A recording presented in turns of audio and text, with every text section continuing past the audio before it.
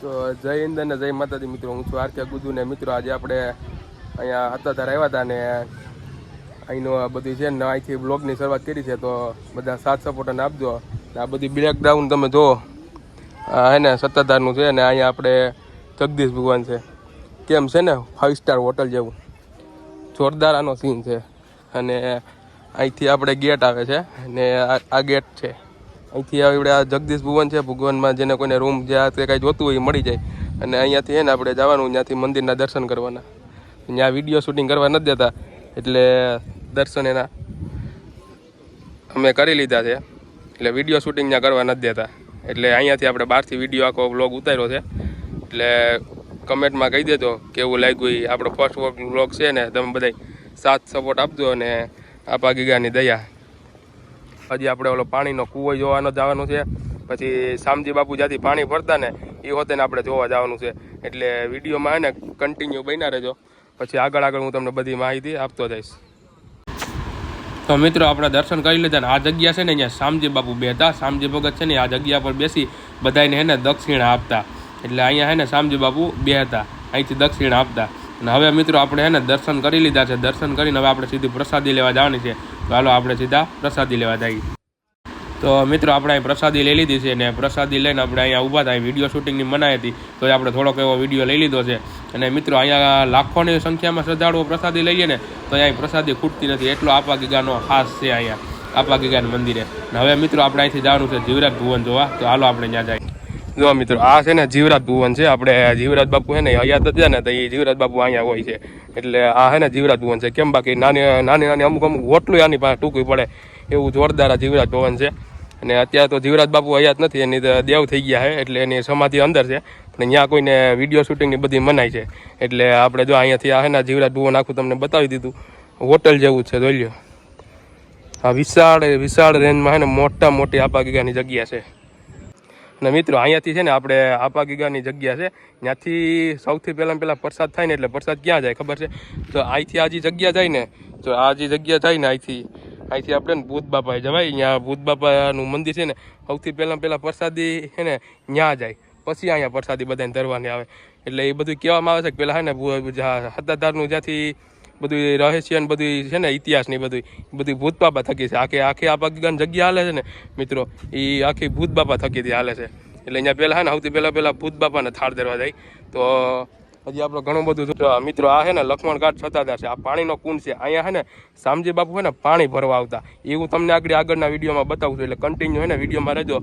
એટલે છે ને આપણે જો આથી આપણે જઈને એટલે ઓલું મંદિર છે ને એ આપણે અહીંયા મહાદેવનું મંદિર છે. અને આજે આપણે હજી ઓલો ગેટ તમને દેખાય છે ને, એ ગેટમાંથી આપણે જઈએ ને એટલે ત્યાં હજી શામજી બાપુ પાણી ભરવા જતા ને, ત્યાં એ પાણી ભરતા ને એ આખું છે. એટલે એ હું તમને આગળ બતાવીશ વિડીયોમાં.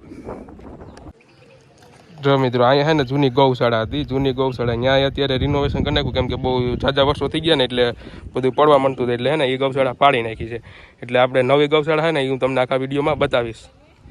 અને અહીંયા છે ને મિત્રો આ મહાદેવનું મંદિર છે. ત્યાં અંદર વિડીયો શૂટિંગની મનાય છે. એટલે આપણે છે ને બાઇકથી આખો વ્યૂ લઈ લીધો છે. અને હવે આપણે જવાનું છે સીધું જ્યાં આ એ જગ્યા છે કે જ્યાં શામજી બાપુ એને પાણી ભરવા આવતા. અને ઘણા વર્ષો થઈ ગયા. હજી બે પાછળ જે કુંડા જોવો છો મારી પાછળ, ત્યાં શામજી બાપુ એને પાણી ભરવા આવતા. અને અહીંયા શામજી બાપુ પાણી ભરીને પાછા ને એટલા બધા પગથિયા ચડી અને શામજી બાપુ છે ને જાતા. જો આ હે ને આખો કુંડમાં શામજી બાપુ જ્યાં હયાત હતા ને ત્યાં અહીંયા પાણી ભરવા આવતા. જો અહીંયા. અને મિત્રો અહીંયા જે આગળની જગ્યા છે ને ત્યાંથી એક કૂવો છે. કૂવોનો ઘણો બધો ઇતિહાસ છે. હું ત્યાં જઈને આગળ તમને એને બતાવું વિડીયોમાં. એક કૂવો છે. કૂવો એટલે એ છે ને બાપુ વખતના બધા એમ કહેતા કે આ કૂવામાં છે ને 5 મોટરું હાલે છે. જો અત્યારે અહીંયા છે ને બધું થઈ ગયું છે, તોય હું તમને ને ગમે એમ કરીને બતાવું. જો મિત્રો અહીંયા જો 5-5ની મોટરું જો રહી દેખાય છે તમને, એક જો વાં રહી અને એક બીજી અહીં રહી. અહીંયા પાણી ખૂટતું જ નથી મિત્રો. આમાં છે ને પાણી ખૂટતું નથી. અત્યારે પેક કરી દીધું જાળીને બધું. ઘણા વર્ષો થયા પહેલાં હું આવ્યો હતો ને ત્યારે અહીંયા ખુલ્લું હતું એટલે પાણીને બધું દેખાતું. અત્યારે આખો કૂવો ભરાઈ ગયો છે. એટલે અત્યારે છે ને મિત્રો આમાં પેક કરી દીધું છે આખું, કેમ કે કોઈ પડી ન જાય ને મિત્રો. અહીંયા છે ને બધું એમ કહેવામાં આવે છે કે આ કૂવામાં છે ને પાણી ખૂટતું જ નથી. 2 મોટરું ફૂલે હાલે. શિયાળો ઉનાળો ચોમાસું હોય ને તો અહીંયા છે ને પાણી ખૂટતું નથી. જો હું તમને થોડુંક અહીંથી બતાવું છું. જો આ કૂવો છે ને, જો આ પાણી ભર્યું છે. જો અહીંથી થોડું દેખાય છે. બાકી આ કૂવામાં છે ને મિત્રો પાણી ખૂટતું નથી. જા કુવા એટલે હે ને ઘણા વર્ષોથી અહીંયા બાપુનું ને બધા એમ હે ને કહેતા હોય કે આમાં પાણી ખૂટતું નથી, એટલે અત્યારે તો કુવાને હે ને પેક કરી દીધો છે, કેમ કે કોઈ પડી ન જાય એ હિસાબે જાળીને બધું મારી દીધું છે. અને આ કાંઈક એવું છે. આમાં પહેલાં બધા રૂપિયાના સિક્કા નાખતા, એટલે હું આ બધું હવે બંધ કરી દીધું, ઘણો ટાઈમ થઈ ગયો એટલે. તો મિત્રો હવે આપણે ઓલી બાજુથી રખડતા ને આપણે આવ્યા હતા આ હે ને મિત્રો ગાંડી ગેરનું આપણે જે કે ને ગેર કે ને આપણે હે ને અહીંથી આખો વિસ્તાર ને ગેરનો જ છે. એટલે આ જો પાણી કેવું જોરદાર મસ્તીનું હાયલું જાય. આ છે ને મિત્રો પાડાપીરની સમાધિ છે. પાડાપીરને અહીંયા માનેલો હતો આપા ગીગાની જગ્યાએ, અને પાડાપીરને હે ને આપણે મુંબઈ કતલખાને લઈ ગયા હતા. મુંબઈ કતલખાને લઈ ગયા તો 3 પ્લેટો એને માથે ચડાવી હતી, તો એ 3 પ્લેટો તૂટી ગઈ હતી, પણ પાડાપીરને કાંઈ નહોતું થયું, કેમ કે આપા ગીગાનો હાસ હતો ભાઈ, આપા ગીગાનો માનેલો પાડો હતો, એને થોડું કાંઈ થાય. આ આપણો હે ને આપા ગીગાનો ઇતિહાસ છે, એટલે આવું તો તમને એને લગભગ ક્યાંય જોવા જ નહીં મળ્યું હોય. આ પાડાપીર પૂજાય મિત્રો, અહીંયા વિચાર કરી લો, પાડાપીરનો એટલો બધો હાસ છે. અહીંયા પાડાપીરની આરતી થાય, પાડાપીર પૂજાય છે. બોલો. તો મિત્રો અહીંયા ગૌશાળા બંધ હતી, એટલે આપણે અહીંયા જઈ ન હોય ગયા, અહીંયા આવતી ગયા હતા આપણે. આ ગેટ છે ને અહીંથી બધા રમકડા ને એ બધું લે ને એ બધું છે, એટલે સીધા અહીંયા આવતા રહ્યા. અને હવે અહીંથી સીધું અને અમારે નીકળી જવાનું છે, એટલે આપણે આ ગાડી તૈયાર કરી દીધી. તો થઈ ગયા સોડા પીવા લઈ આવ્યો જા બધાને, લીંબુ વાળી ને આ તેન જેને જી પીવી ક્યાંથી લઈને ગાંડું બાંધી 10 રૂપિયાનું ગાંડું લઈને બાંધી દેવું બા. બધાને સોડા પીવી હતી, જો સોડા પીવા લઈ આવ્યો છું. આ બધાને હું સોડા પાવાનો છું. આ કોઈ 1 રૂપિયા દેવાના નથી મારે. એક પૈસા બીજો હવે હું એને આપી દઉં. હા હા આ ઓલે ફૂટી ગયું ને ગાડી નીકળી ગઈ આપણી તબતબાટી ટણાણાણાના. અમારા ડ્રાઈવર છે આ જા અમારા બેન બહુ ઓવરફ્લો થાય જાય. કઈક બોલતી હતી બંધ થઈ ગઈ.